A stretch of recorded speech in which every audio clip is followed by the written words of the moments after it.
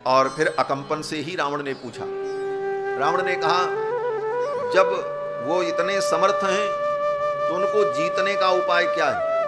अकंपन ने कहा उनको किसी अस्त्र शस्त्र से नहीं जीता जा सकता, उनके लिए एक ही उपाय है जीतने का। क्या उपाय है? अकंपन ने कहा कि भार्या तस्योतमा लोके सीता नाम सुमध्यमा। उनकी जो भार्या सीता है, अगर उन सीता का हरण कर लिया जाए, आप उन सीता का हरण कर लो तो सीता के वियोग में वो अपने आप ही कमजोर होकर के समाप्त हो जाए, क्योंकि सीता ही उनकी पोषण शक्ति है। सीतया रहितो रामो न चैव ही भविष्यति। सीता के वियोग में राम नहीं रह पाएंगे, क्योंकि सीता ही उनकी मूल शक्ति है। और उसका अगर तुमने हरण कर लिया तो राम को जीतना कठिन नहीं है। रावण ने योजना बनाई सीता हरण की और रावण चल पड़ा। रावण पहुंचा मारीच के पास। रावण ने प्रातः काल ही दूसरे दिन रथ पर बैठकर मारीच के पास रावण जाता है। जिस रथ पर बैठ करके रावण जाता है उस रथ में घोड़े नहीं जुते हुए थे, गधे जुते हुए।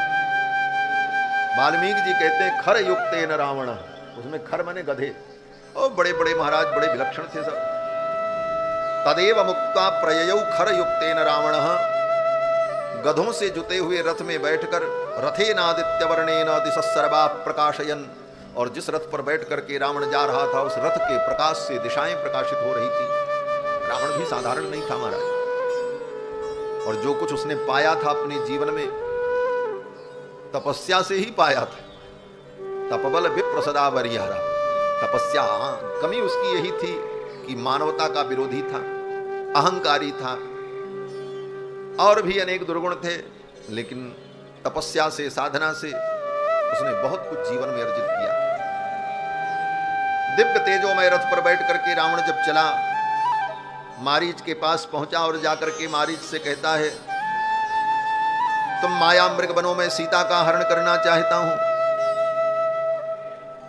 रावण की बात सुनकर के मारीच ने तुरंत रावण को समझाया। मारीच ने कहा लंकेश, पहले तो तुम ये बताओ कि ये सीता हरण करने की योजना तुमको किसने बताई? ये काम करने की प्रेरणा तुमको किसने दी? रावण ने कहा क्यों?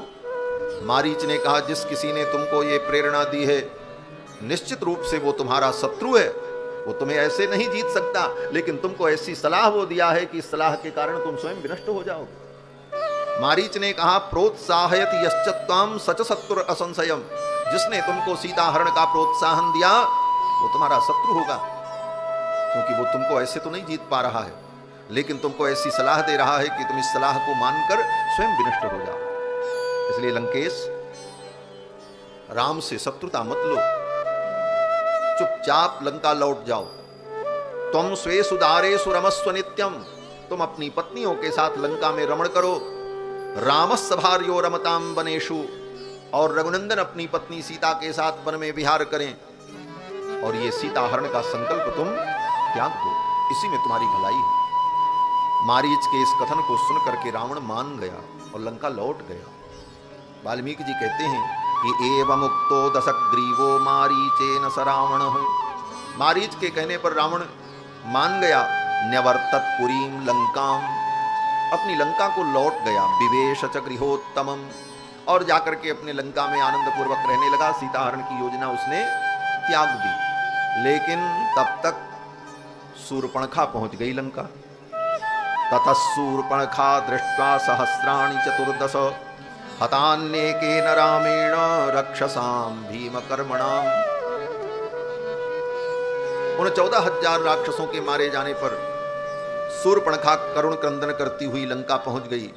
जगाम परमोद्विग्ना लंकाम रावण पालिताम, लंका में पहुंची और जाकर के रावण के सामने रो रो करके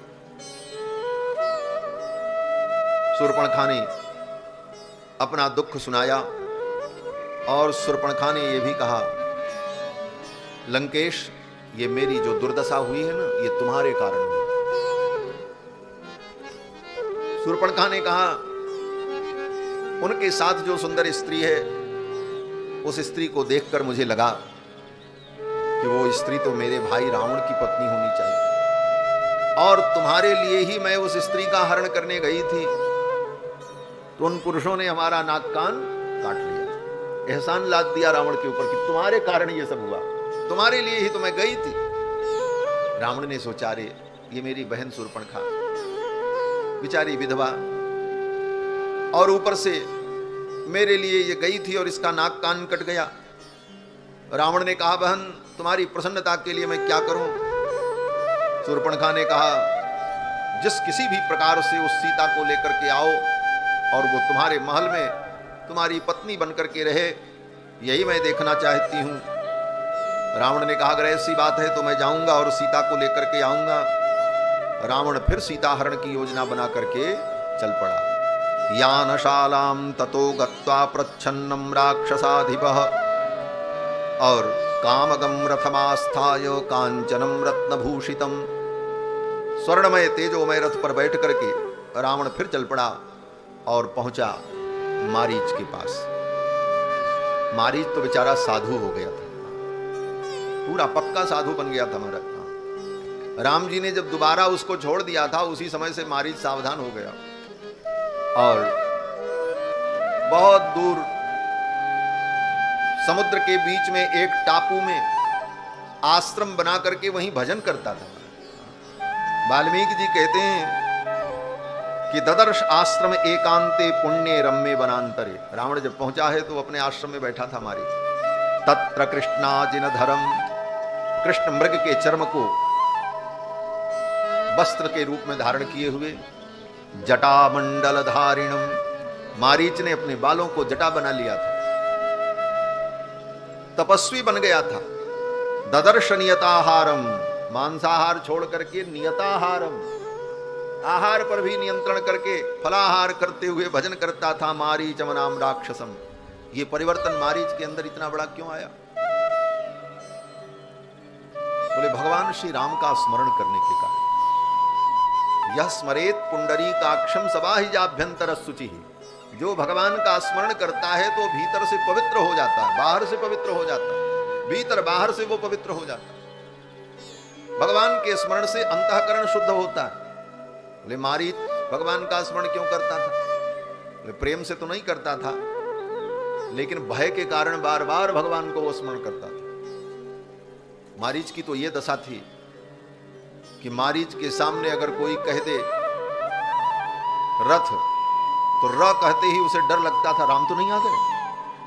रकार का उच्चारण होते ही राम जी का भय व्याप्त हो जाता था उसके, इतना भयभीत। तो भय के कारण ही बार बार भगवान का स्मरण करता था, इसलिए उसके जीवन में धीरे धीरे पवित्रता आ गई थी। रावण पहुंचा और रावण ने देखा वो तो तपस्या में लगा था। मारीच ने कहा, देखो लंकेश, अगर तुम मुझे जीवित देखना चाहते हो तो ये राम जी की कथा बंद करो, नहीं तो मैं मर जाऊंगा। तस्य राम कथाम श्रुत्वा मारीचस्य महात्मनः शुष्कम संभवत वक्त्रम। मारीच के ओंठ सूख गए राम जी का नाम सुनकर के, क्योंकि राम जी ने एक बार मारा था बाण तो जाकर के 100 योजन दूर गिरा था, दोबारा किसी प्रकार बच गया था। तिबारा रावण ले जाने को तैयार है, बोले चलो सीता हरण करना, तुम साथ में मृग बन करके चलो। भय के कारण मारीच के ओंठ सूख गए। वाल्मीकि जी कहते हैं, शुष्कम समभवत वक्त्रम परित्रस्तो बभूवः। मारीच परित्रस्त हो गया। ओष्ठौ परिलिहन शुष्कौ, मारीच के ओंठ इतने सूख गए कि बार बार अपने ओंठों को भिगोने के लिए अपनी जीभ से चाटने लगा। जैसे हम आप ओंठ सूख जाता है तो बार बार जीभ उस पे जाकर के मालिश करती है, जिससे ओंठ का सूखापन दूर हो जाए। मारीच भी बार बार अपने ओंठों को चाटने लगा, क्योंकि राम जी का नाम सुन करके उसके ओंठ सूख गए। ओष्ठौ परिलिहन शुष्कौ नेत्रैर अनिमिषैरिव, और उसकी आंखें खुली की खुली रह गई, पलक भी नहीं गिरी। ऐसे ही देखता रहा, लग रहा था जैसे मर गया बेचारा। राम जी का नाम सुनते उसकी ये दशा हो जाती। वाल्मीकि जी कहते हैं मृतभूत इवार्तस्तु, मृतभूत इवार्तस्तु, जैसे कोई व्यक्ति मर जाए, न हिले न डुले न उसकी पलक गिरे, ये स्थिति मारीच की हो गई। रावणम समुदैक्षत, और रावण को ऐसे देखा गया। रावण ने कहा मारीच, तुम्हें माया मृग बनना है और ये कार्य तुम्हें करना है। मारीच ने बहुत समझाया। मारीच ने कहा यदिच्छसि चिरम भोक्तुम मा कृथा राम विप्रियम, अगर चिरकाल तक तुम सुख भोगना चाहते हो तो राम से विरोध मत करो, उनके पराक्रम को तुम नहीं जानते हो। जब वो 12 वर्ष के थे तो उन्होंने बाण से मुझे मारा और मैं 100 योजन दूर आकर के गिरा, और अब तो वो युवा हैं, धर्मी हैं, इसलिए मेरी बात मान लो और राम से शत्रुता मत करो। मारीच ने बहुत समझाया। मारीच ने यहां तक कहा कि रकारादीनि नामानि वित्रासम जनयंति में। मारीच कहता है रकारादीनि नामानि, जिन नामों में, जिन शब्दों में रकार हो, ऐसे शब्दों को सुनकर के मुझे डर लग जाता है, कहीं राम तो नहीं आ गए। रकारादीनि नामानि वित्रासम जनयंति में, कौन से शब्दों को सुनकर? मारीच कहता है रत्नानि रथांश्चैव, कोई रत्न कहे कोई रथ कहे तो उसमें र आ गया, इतना सुनते ही मुझे डर व्याप्त हो जाता, कहीं राम तो नहीं आ गए। और इसके ठीक विपरीत भगवान शंकर की स्थिति। भगवान शंकर कहते हैं पार्वती, कोई व्यक्ति किसी शब्द का उच्चारण करता है और उस शब्द में अगर रकार आ गया प्रारंभ में तो मेरा मन प्रफुल्लित हो जाता है कि मेरे प्रभु का नाम लेने जा रहा है। रकारादीनि नामानि शृण्वतो मम पार्वती मनः प्रसन्नतां याति रामो नामाभिशंकया। अगर कोई व्यक्ति रकार से युक्त शब्द का उच्चारण करता है तो मेरे मन को प्रसन्नता होती है, ये राम कहने जा रहा है। रकारादीनि नामानि शृण्वतो मम पार्वती। अब दोनों में अंतर क्या है? भगवान शंकर प्रेम पूर्वक भगवान का स्मरण करते हैं और ये भय पूर्वक स्मरण कर रहा है मारीच। और स्मरण, भगवान का स्मरण तो कैसे भी हो जीव का कल्याण होता ही होता है। वेदव्यास जी कहते हैं यस्य स्मरण मात्रेण, स्मरण मात्र, अब वो प्रेम पूर्वक है कि भय पूर्वक है कि स्नेह पूर्वक है, इससे कोई लेना देना नहीं। यस्य स्मरण मात्रेण जन्म संसार बंधनात् विमुच्यते नमस्तस्मै विष्णवे प्रभ विष्णवे। मारीच ने कहा लंकेश नते राम कथा कार्या यदि माम दृष्टुमिच्छसि, अगर तुम मुझको देखना चाहते हो, जीवित देखना चाहते हो तो राम की कथा बंद करो, मैं मर जाऊंगा और मैं मृग बनकर के नहीं जाऊंगा। रावण ने कहा ये ऐसे नहीं मानेगा। रावण ने कहा अगर तुम मृग बनकर के नहीं चलोगे तो मैं तुम्हें मार डालूंगा, तुम्हें मृग बनना पड़ेगा। नोचेत करोषि मारीच हन्मिताम हमत्यैवहि, अगर तुम मृग बनकर के नहीं चले तो मैं तुमको आज ही मार डालूंगा। तब मारीच ने सोचा अगर मैं मृग बनकर के नहीं जाऊंगा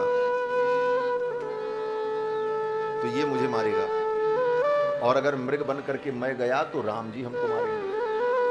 अब मरना तो दोनों तरफ तय है। इस बार राम जी के सामने मैं मृग बनकर के गया तो राम जी नहीं छोड़ेंगे, अब तो मार देंगे, क्योंकि तीसरी बार है और इधर भी मरना। तो मारीच ने सोचा जब इधर भी मरना है उधर भी मरना है, इस पापी रावण के हाथ से मरने की अपेक्षा रघुनाथ जी के हाथों से मैं मृत्यु को प्राप्त करूं। उभय भांति देखा निज मरना, उभय भांति देखा निज मरना, तब ताके श्री रघुनायक सरना, तब ताके श्री रघुनायक सरना।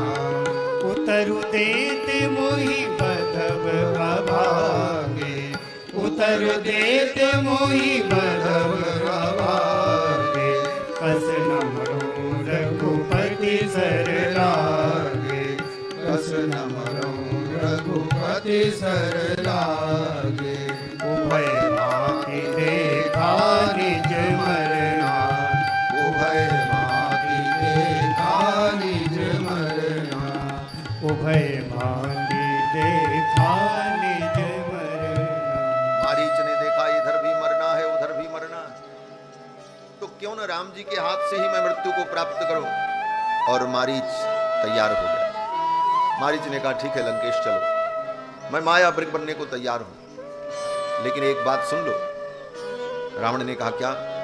मारीच ने कहा देखो, ये तुम्हारी योजना सफल होगी कि नहीं होगी इसकी तो मैं जिम्मेदारी नहीं ले सकता। बोले क्यों? मारीच ने कहा कि दर्शनादेव रामस्य हतं माम अवधारय।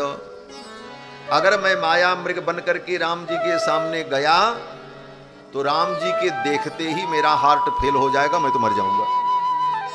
मारीच ने कहा हम तो जाते ही मर जाएंगे। पहली बात, दर्शनादेव रामस्य हतं माम अवधारय, तुम ये अवधारण कर लो, निश्चय कर लो कि राम जी के उनके सामने जाते ही मैं तो मर जाऊंगा, और जब मैं मर जाऊंगा तो तुम्हारी योजना तो सफल होगी नहीं। और आत्मानं च हतं विद्धि हृत्वा सीतां सबांधवान्। और देखो लंकेश, तुम सीता हरण नहीं कर पाओगे, और अगर तुमने सीता हरण कर भी लिया तो आत्मानं च हतं विद्धि, अपने को तुम आज ही मरा मान लो, तुम्हारी मृत्यु तय है। और अगर सीता को लेकर के तुम आ गए लंका में तो तुम ही नहीं मरोगे, हत्वा सीताम सबांधवाम, अपने बंधु बांधव के सहित तुम मारे जाओगे। आनयिष्यसि चेत सीताम आश्रमात् सहितो मया। और तीसरा विकल्प बोल रहा है मारीच। मारीच कहता अगर उस जनस्थान से सीता को लेकर और मुझे भी जीवित लेकर के तुम अगर आ गए, आनयिष्यसि चेत सीताम आश्रमात् सहितो मया, तो नैव त्वमपि नाहम वही नैव लंका न राक्षसाः, न तुम बचोगे न तुम्हारी लंका बचेगी और न मैं बचूंगा, सब मारे जाएंगे। ये तो तय है। कोई बात नहीं, चलो। जब व्यक्ति की मृत्यु आ जाती है, उसके विनाश का काल आ जाता है, तो उसे उपदेश अच्छा नहीं लगता। मारीच ने कहा परेत कल्पा हि गतायुषा नरो, जिसकी आयु पूर्ण हो जाती है, हितम न गृह्णन्ति सुहृद भिरीरितम, वो हितकारी वचन नहीं सुन पाता, उसे हितकारी बातें अच्छी नहीं लगती। मारीच चल पड़ा। और ये जो बड़ा प्रसिद्ध वाक्य है कि हृतम मनोहारि च दुर्लभम वच, ये मारीच ने ही कहा है। मारीच कहता है मैं तो तुम्हारे हित के लिए कह रहा हूं, लेकिन तुम्हें ये बातें अच्छी नहीं लग रही। मारीच चल पड़ा और मारीच ने माया के द्वारा मृग का रूप धारण किया और वहीं पंचवटी में भगवान श्री राम की कुटिया के सन्निकट आकर के टहलने लगा। उपगम्य समाघ्राय विद्रवन्ति दिशो दश, समुद्वीक्ष च सर्वे तम मृगायेन्ने वने चराः। वो मारीच जब रत्नमय मृग बन करके आया तो दूसरे मृगों ने जब देखा ये तो मेरी प्रजाति का है, लेकिन ये तो नया है, कभी इसको हमने यहां देखा नहीं। अब सारे मृग दबे पांव धीरे धीरे उसके पास आने की कोशिश करने लगे। आवे और वे मृग आकर के मारीच के सन्निकट जाकर के उसको सूंघते और सूंघने के बाद भागते जोर से वहां से। क्यों? अरे ये तो कोई और है, दुष्ट है। पशुओं को भी हित अनहित पशु पक्षी हो जाना। वाल्मीकि जी कहते हैं कि समुद्वीक्ष सर्वेतम मृगायेन्ने वने चराः, वन के जो अन्य मृग थे उपगम्य समाघ्राय, मारीच के समीप जाते और समाघ्राय धीरे से उसको सूंघते और विद्रवंती दिशो दशा, फिर भाग जाते। अरे ये तो कोई असुर है। लेकिन मारीच को तो अभिनय करना था, वो बड़ा शांति से अपना टहलता रहा इधर उधर, कभी कोई एक पत्ती खा ले, कभी इधर कुछ खा ले। तब तक श्री जानकी जी की दृष्टि उस मृग पर पड़ गई। अदृष्ट पूर्वम दृष्ट्वा तम नाना रत्नमयम मृगम, नाना रत्नमय, अदृष्ट पूर्व, जिसको कभी देखा न हो, ऐसे मृग को देखकर विस्मयम परमम सीता जगाम जनकात्मजा, जनकात्मजा सीता को विस्मय हुआ और सीता जी दौड़ करके गईं और कुटिया में जाकर के राम जी को बुलाया। आर्य पुत्र आओ आओ आओ, देखो ऐसा मृग आपने कभी नहीं देखा होगा। लक्ष्मण तुम भी आओ, तुम भी आओ। आहूयाहूय च पुनस्तम मृगम साधु वीक्षते, राम जी को बुलाकर, लक्ष्मण जी को बुलाकर के जानकी जी उस मृग को दिखाने लगे। तावाहूतौ नरव्याघ्रौ वैदेहिया राम लक्ष्मणौ, राम जी ने देखा तो राम जी तो कुछ नहीं बोले, लेकिन लक्ष्मण जी ने जब देखा तो लक्ष्मण जी जान गए, अरे ये तो मारीच है। पहचान लिया लक्ष्मण जी ने, तुरंत पहचान लिया। लक्ष्मण जी ने कहा संकमानस्तु तम दृष्ट्वा लक्ष्मणो वाक्यमब्रवीत। उस मृग को देख करके लक्ष्मण जी को संदेह हो गया, ये मृग नहीं हो सकता। तमेवैनमहं मन्ये मारीचम राक्षसम मृगम। लक्ष्मण जी ने कहा भैया ये कोई और नहीं है, ये मारीच है। प्रभु लक्ष्मण ही कहा समुझाए, प्रभु लक्ष्मण ही कहा समुझाए। फिरत विपिन निश्चर बहु भाई, फिरत विपिन निश्चर बहु भाई। प्रभु लक्ष्मण ही कहा समुझाए, प्रभु लक्ष्मण ही कहा समुझाए। लक्ष्मण जी ने कहा कि तमेवैनमहं मन्ये, भैया मुझे पूरा विश्वास है, मारीचम राक्षसम मृगम, ये मारीच ही मृग बन करके आया। और इतने पर ही लक्ष्मण जी नहीं रुके। लक्ष्मण जी ने कहा कि अनेन निहता राम राजानक कामरूपिणा अस्य माया विदो माया मृगरूपमिदं कृतम। इस मारीच ने अपनी माया के द्वारा बहुत से लोगों को मारा है और ये बड़ा मायावी है। मृगो हेवं विधो रत्न विचित्रो नास्ति राघव। हे रघुनंदन, ऐसे रत्नमय मृग सृष्टि में नहीं होते, आपने तो सृष्टि बनाई है। मानो लक्ष्मण जी भगवान को समझा रहे हैं, आप तो सृष्टि करता हैं, क्या आपने अपनी सृष्टि में ऐसा कोई मृग बनाया है? नहीं बनाया। तो जगत्याम जगती नाथ, लक्ष्मण जी कहते हैं हे जगत के नाथ, हे जगदीश, जगत्याम जगती नाथ मायैषा ही न संशयः। ये असुर की माया है, संसार में ऐसा मृग नहीं होता है। आज तक किसी ने ऐसा मृग सोचा होगा जिसके बाल सोने के हों, पेट के पास के बाल चांदी के हों, और उसकी सींग जो है मरकत मणि की हो, उसके खुर जो हों वो पन्ना के हों, उसकी पूंछ जो हो वो स्वर्ण के धनुष के समान हो, उस पे जो बिंदु हो रजत बिंदु वो हीरे के हों। ऐसा जड़ाऊ मृग कहीं दुनिया में होता है? अगर होगा भी तो वो शोरूम में रखा होगा, वो चलेगा फिरेगा नहीं महाराज, वो घूम नहीं सकता। लक्ष्मण जी ने कहा मृगो हेवं विधम रत्न विचित्रो नास्ति राघव। हे रघुनंदन, ऐसा मृग सृष्टि में नहीं हो सकता और ये मारीच है। सीता जी ने कहा ये मृग बहुत सुंदर है, इस मृग को आप जीवित पकड़ करके ले, इसको मैं आश्रम में पालूंगी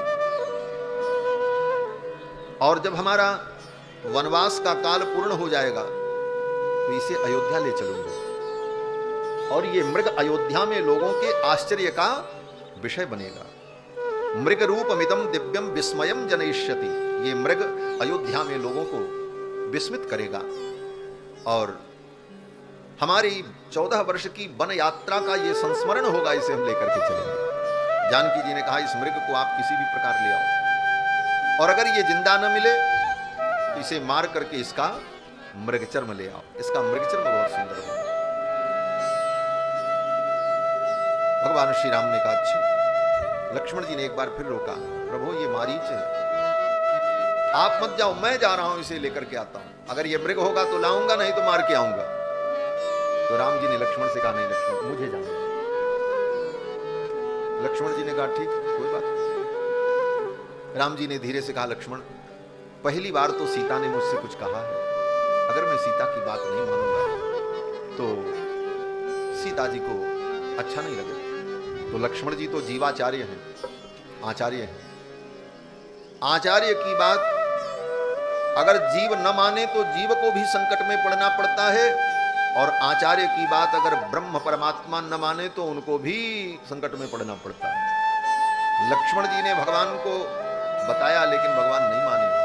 भगवान ने कहा सीता ने पहली बार कुछ कहा है इसलिए जाने दो, मैं जा रहा हूं। अगर ये मृग होगा तो मार के ले आऊंगा और अगर मृग नहीं होगा, मारीच होगा तो फिर मार के आऊंगा, इस बार इसको नहीं छोड़ूंगा।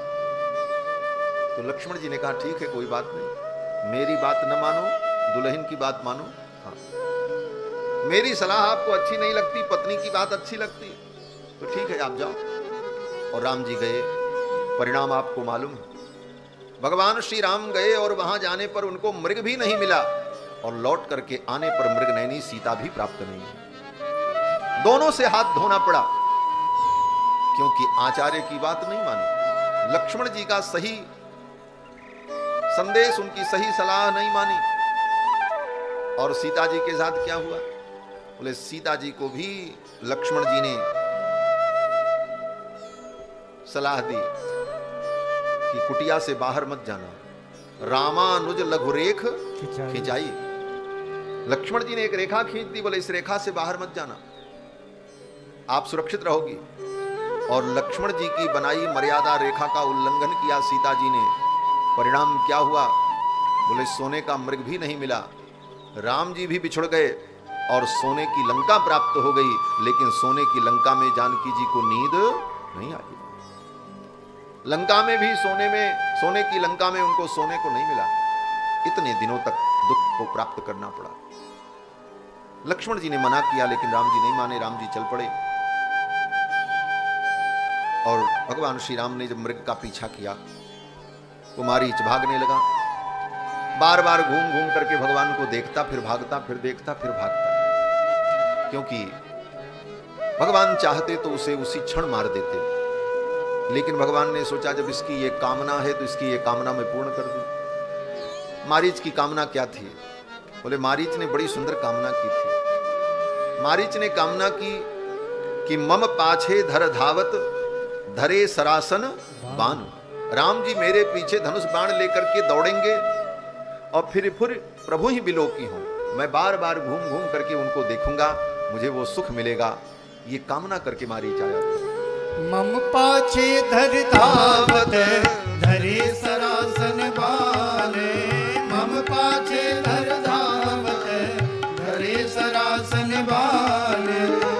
फिर प्रभु ही बिलोकी हों, धन्य नमो समान। फिर प्रभु ही बिलोकी हों, धन्य नमो समान। हाँ धन्य नमो समान, धन्य नमो समान।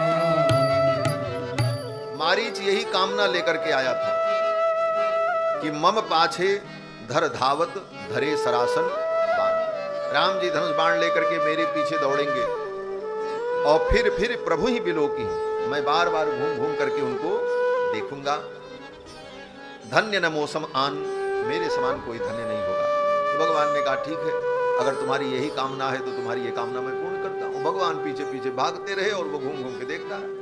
नहीं तो राम जी मारना चाहें तो उसको भागने का मौका मिलेगा, एक बाण छोड़ते हो तो वहीं धड़ाम हो जाए। लेकिन भगवान उसकी भावना को पूर्ण करने के लिए ऐसी लीला करते रहे। अंत में आगे जाकर के भगवान ने मारीच को जब मारा, बाण लगते ही वो अपने राक्षस रूप में आ गया।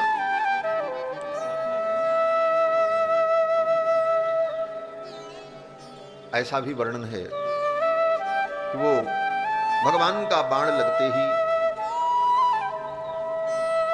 उस प्रेत राक्षस योनि से तो मुक्त हो गया, लेकिन उसका जो शरीर था वो शरीर मृग का ही था। और फिर भगवान ने उसका वध करने के बाद उसके चर्म को भगवान ने ग्रहण किया और उस चर्म को लेकर के भगवान आए हैं। और उस चर्म पर भगवान श्री सीतारामचंद्र जी बैठे हैं।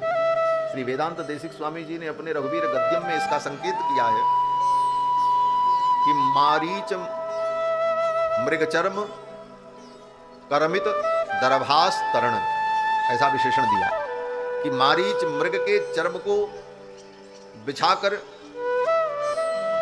उसके ऊपर कुश बिछाकर भगवान पंचवटी में बैठते। चैलाजिन कुशोत्तरम, नीचे वस्त्र, ऊपर मृगचर्म, उसके ऊपर कुश, यही सर्वोत्तम आसन है। और फिर मारीच मरते समय भगवान की ही आवाज में लक्ष्मण जी को पुकारने लगा।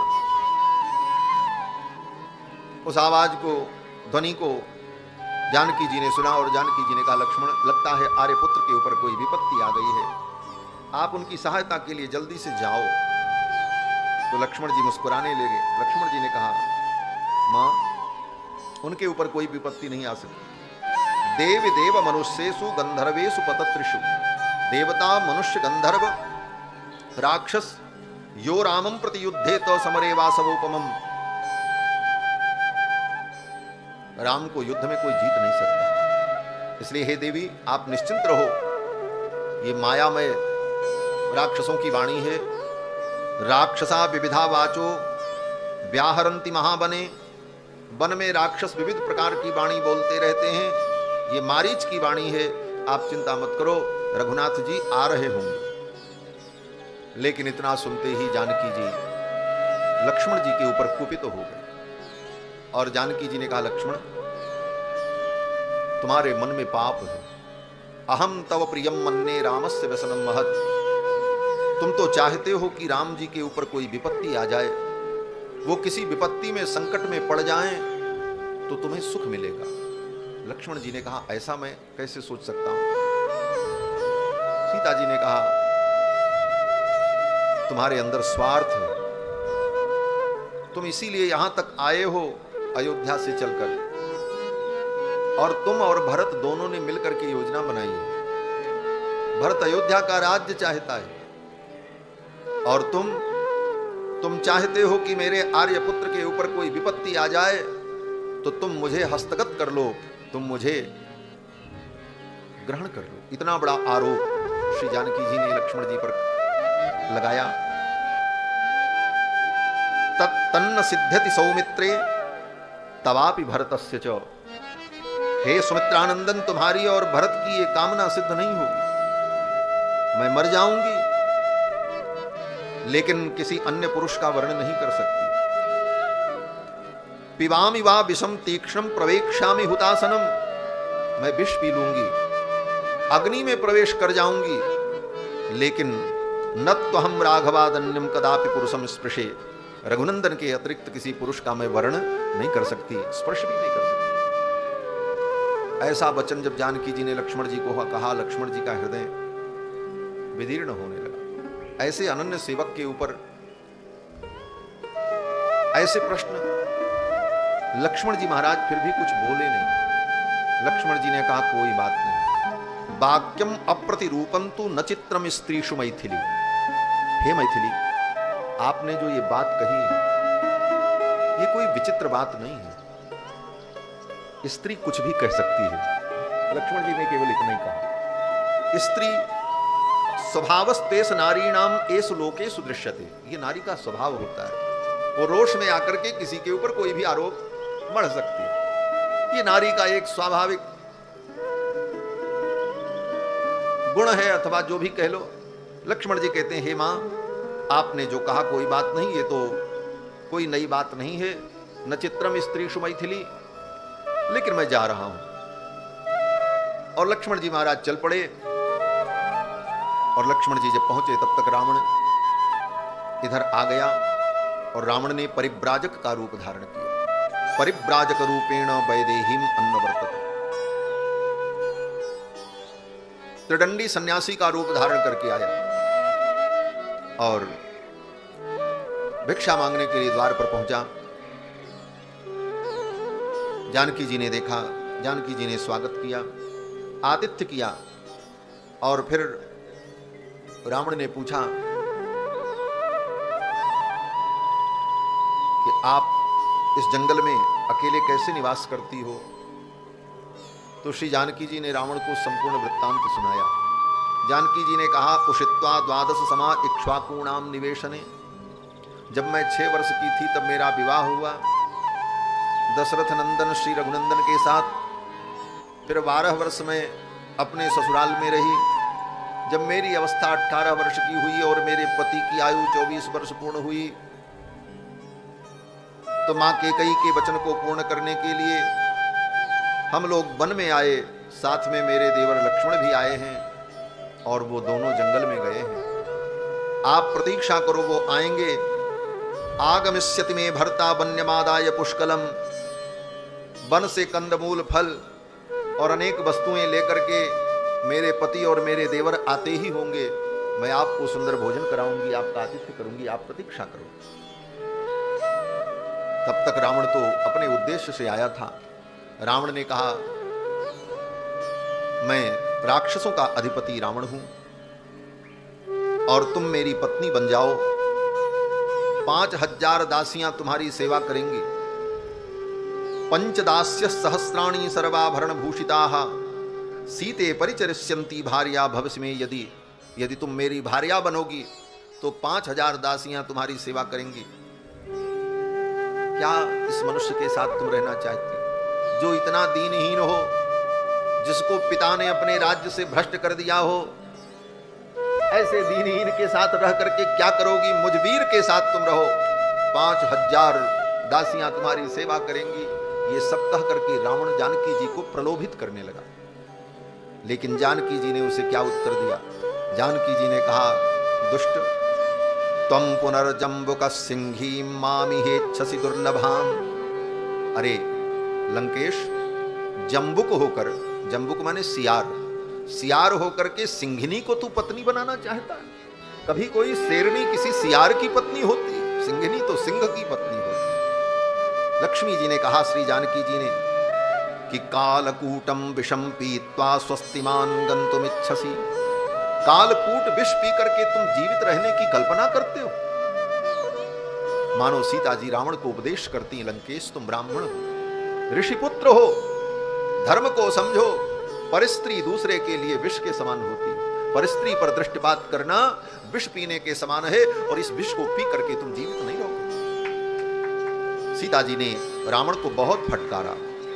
सीता जी ने कहा, अवसज्य शिलाम कंठे समुद्रम तरतुमिच्छसि। गले में पत्थर बांध करके तुम समुद्र पार करना चाहते हो? असंभव। अग्निम प्रज्वलितम दृष्ट्वा वस्त्रेणा हर्तुमिच्छसि। जलती हुई आग को तुम कपड़े में बांध करके ले जाना चाहते हो? आग को कोई कपड़े में बांधेगा? रखते ही तो कपड़ा जल जाएगा। सीता जी कहती, मैं वो अग्नि हूं जिस अग्नि को तुम ले जाना चाहते हो। जिस कपड़े में ले जाओगे तो कपड़ा जलेगा ही जलेगा, और तुम भी जल जाओगे, तुम्हारी लंका भी जल जाएगी। मानो सीता जी संकेत कर रही रावण को कि इसका परिणाम क्या होगा। अग्निम प्रज्वलितम दृष्ट्वा वस्त्रेणा हर्तुमिच्छसि। लेकिन रावण तो अपने उद्देश्य से आया था। रावण ने सीता जी को पकड़ लिया। वामेन सीताम पद्माक्षीम मूर्धजेषु करेण सह पूर्वोस्तु दक्षिणेनैव परिजग्राह पाणिना। बाएं हाथ को रावण ने जानकी जी के यहाँ गले के पास लगाया, और दाहिने हाथ को जानकी जी के कमर के पास लगाया, और ऐसे सीता को उठा लिया। वामेन सीताम पद्माक्षीम मूर्धजेषु करेण सह पूर्वोस्तु दक्षिणेनैव परिजग्राह पाणिना। और जानकी जी को लेकर के रावण रथ पर बैठा और आकाश मार्ग से लंका की ओर चल पड़ा। अब तो श्री जानकी जी विलाप करने लगी, और विलाप करती हुई जानकी जी कहती हैं कि बचाओ, हे वन देवता मेरी रक्षा करो। लेकिन जानकी जी को कोई बचाने के लिए नहीं आया। विलाप सब सुन रहे हैं, लेकिन आया कोई नहीं। सीता के विलाप सुने, सीता के विलाप सुने भारी, सीता के विलाप सुने भारी।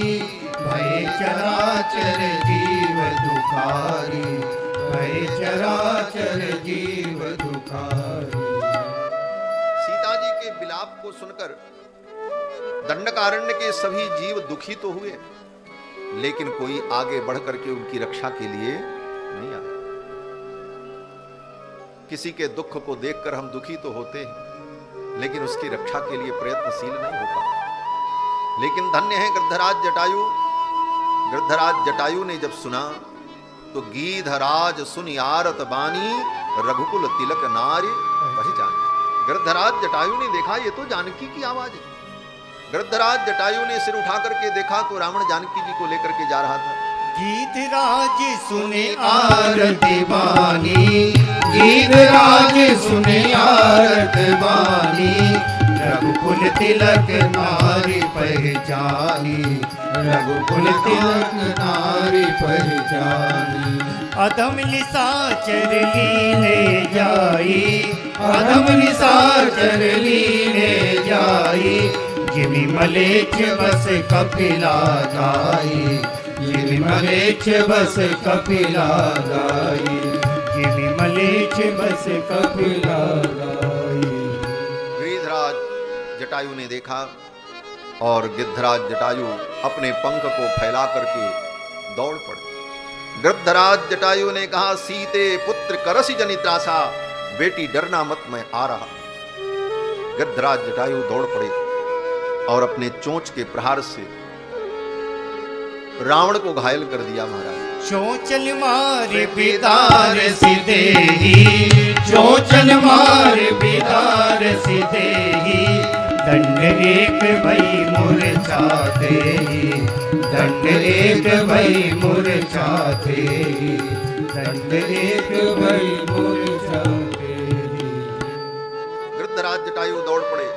पहले तो गिद्धराज जटायु ने कहा, रावण तुम विश्वश्रवा के पुत्र हो, पुलस्त के पौत्र हो, ऐसे उत्तम कुल में उत्पन्न होकर के ये अधर्म मत करो। बहुत समझाया, रावण जब नहीं माना तब गिद्धराज जटायु ने कहा, तिष्ठ तिष्ठ दशग्रीव मुहूर्तम पश्य रावण। हे रावण, अब तुम रुको, मैं तुम्हें देखता हूं। वृंतादिव फलम ताम तू पातेयम रथोत्तमात्, वृंता फल के समान मैं तुम्हारे सिर को तुम्हारे धड़ से अलग कर दूंगा, तुम्हें समाप्त कर दूंगा। गिद्धराज जटायु दौड़ पड़े और अपने चोंच से मार मार करके विददार नखैस्तस्य तुंडम पृष्ठे समर्पयन्, कभी उड़ करके रावण के सिर में चोंच मारे। जब तक वो इधर संभले, पीठ में आकर के चोंच का प्रहार करते गिद्धराज। केशांश्चोत्पाटयामास, अपने पंजों से रावण के केस को, सिर के बाल को नोच डाला गिद्धराज जटायु। ऐसे पराक्रमी थे। केशांश्चोत्पाटयामास नख पक्ष मुखायुध, और इनका आयुध क्या है? नख पक्ष और चोंच, चोंच से, नख से, पंख से, यहां तक कि गिद्धराज जटायु ने जो पराक्रम दिखाया है साधारण नहीं है। रावण की 20 भुजाओं को गिद्धराज जटायु ने अपनी चोंच से काट करके गिरा दिया।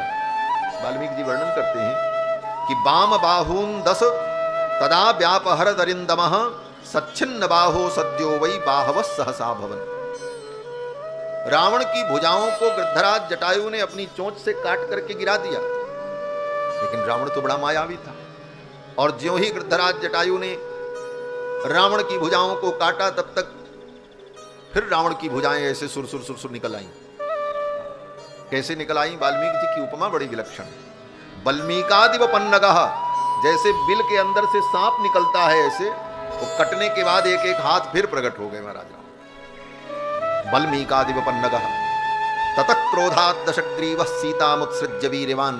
रावण ने देखा पहले इससे निपटना पड़े, सीता को छोड़ दिया रावण। रावण भी डर गया कि ये तो बड़ा पराक्रमी है, पहले इसको मारें तब फिर कोई काम आगे होगा। ततः क्रोधात् दशग्रीवः सीतामुत्सृज्य वीर्यवान्, मुष्टिभ्याम चरणाभ्याम च गिद्धराजमपोथयत्। गोस्वामी तुलसीदास जी कहते हैं कि रावण को मार मार करके गिद्धराज जटायु ने मूर्छित कर दिया। दंड एक भई मूर्छा देहि। एक महात्मा कहते थे, बड़ा सुंदर भाव है उनका, कि जब रावण को गिद्धराज जटायु ने मूर्छित कर दिया और एक दंड तक रावण मूर्छित पड़ा था, सीता जी को लेकर गिद्धराज जटायु ने सुरक्षित भूमि पर बैठा दिया, और गिद्धराज जटायु भी बैठ करके ऐसे ऐसे रावण को देखने लगे। क्या देखने लगे? बोले गिद्धराज जटायु प्रतीक्षा कर रहे थे इसको होश आवे तब युद्ध शुरू किया जाए। तो बेहोश पड़ा था। एक व्यक्ति ने कहा गिद्धराज जटायु से भूल हो गई। बोले क्या भूल हो गई? बोले जब वो बेहोश पड़ा था तो जाकर के उसकी आंख को फोड़ देना चाहिए था, बाद में वो खड़ा भी होता तो कुछ न कर पाता, उसको दिखता ही नहीं। अपनी चोंचों से मार करके उसकी 20 आंखों को फोड़ देते। लेकिन गिद्धराज जटायु प्रतीक्षा करते। ये धर्म नहीं है। युद्ध में भी जो धर्म को देखता है, यही धर्मात्मा का लक्षण। गिद्धराज जटायु देखते हैं ये तो मूर्छित पड़ा है, इस समय इसके ऊपर प्रहार करना ये धर्म नहीं, और प्रतीक्षा करते रहे कि इसके अंदर चेतना आवे तब मैं इससे युद्ध करूं। और फिर रावण को जब चेतना आई तो रावण ने अपना चंद्रहास खड्ग निकाला। पहले तो बड़ा विलक्षण युद्ध हुआ। मुष्टिभ्याम चरणाभ्याम च गिद्धराजमपोथवत्, हाथ से, मुष्टिका से, पैर से गिद्धराज जटायु को मारने का प्रयास किया रावण ने। लेकिन इसके बाद भी गिद्धराज जटायु कमजोर नहीं पड़े। तब रावण ने अपना चंद्रहास खड्ग निकाला और गिद्धराज जटायु के दोनों पंख, दोनों पांव और पुच्छ, इतने अंगों को रावण ने अपने चंद्रहास खड्ग से काट दिया। तब सक्रोध निश्चर खिसियाना, तब सक्रोध निश्चर खिसियाना, कारिस परम कराल कृपाना, कारिस परम कराल कृपाना। काटिस पंख पराखग धरनी, काटिस पंख पराखग धरनी, सुमिरि राम कर अद्भुत करनी, सुमिरि राम कर अद्भुत करनी। गृद्धराज जटायु के पंख काट दिए और रावण सीता जी को लेकर के चल पड़ा। आकाश मार्ग से जा रहा था, रास्ते में किष्किंधा पर्वत दिखाई पड़ा। किष्किंधा पर्वत पर 5 बानर दिखाई पड़े। जानकी जी ने अपने कुछ वस्त्र आभूषण वहीं पर गिरा दिए कि प्रभु जब मुझे ढूंढते हुए आएंगे तो इनके द्वारा मेरी प्राप्ति का मार्ग प्रशस्त होगा। और सीता जी को लेकर के रावण लंका में आया और लंका में लाकर अशोक वाटिका में रावण ने सीता जी को विराजमान कर दिया। रावण ने कहा मेरी पत्नी बन जाओ। सीता जी ने फिर बहुत फटकारा है रावण को।